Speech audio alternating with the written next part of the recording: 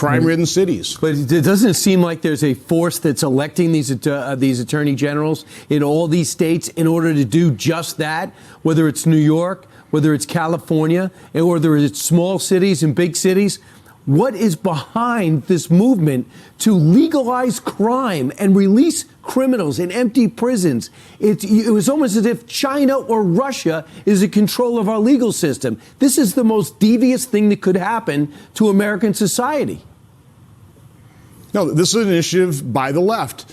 It's funded by, in parts, George Soros, but Eric Holder and a number of Democrat leaders have been encouraging this. Again, you can't explain it. They'll never admit to it. They'll never admit they're wrong. And unfortunately, in the media, the social media, they are the Democrat communications department. They'll never admit they're wrong, and they've got the power to pretty well ensure that they're not proven wrong. So this is a culture war. Let's call it what it is. It's a culture war.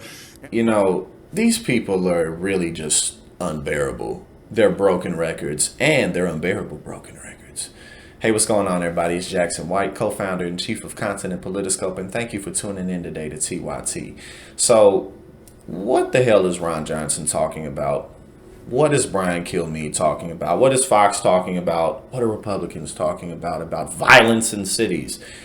As if violence is just a thing that occurs under Democratic administrations. Because if you remember during Donald Trump's presidency, you know, all the riots, all the hundreds of thousands of people dying, people getting kidnapped in the middle of Portland, Oregon streets, you know, all the rioting, all of that. None of that happened under Donald Trump. But it did. Yes, but see, then it was still the problem and the fault of the Democrats. Really, what they're saying is, brown people are going crazy in cities. We got to put our foot down. We got to get them under control. But let's take a look at this next clip, just so we can see how ridiculous the notion of the Republican Party being the party of justice and order, and everything that is good and aligned with keeping the peace. Let's see how ridiculous that really is. I think the Republicans are about as weak as they possibly could be in Congress. You have maybe 6 that are worth their salt. Ted Cruz, Mike Lee, Rand Paul, and 2 or 3 others. The rest of them are just the same as the Democrats. They've been there too long. They're establishment. They don't care about the American people because they're in their elite little tower. And so we're just sick of it, and we're not gonna take it anymore. I see a civil war coming. I do. I see civil war coming. Yes, civil war, as 70% of registered Republicans believing Donald Trump won the 2020 election is a crucial and critical part of what it means to be a Republican.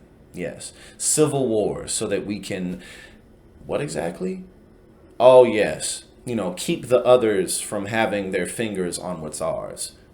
Meanwhile, as we talk about all the time, while the real criminals are running out the back door with all the money, the people that you continuously elect.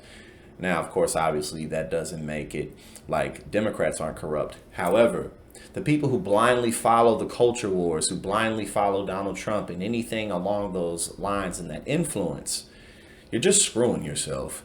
And these people don't care about you, and these people aren't here to help you. And ultimately, you're just getting played.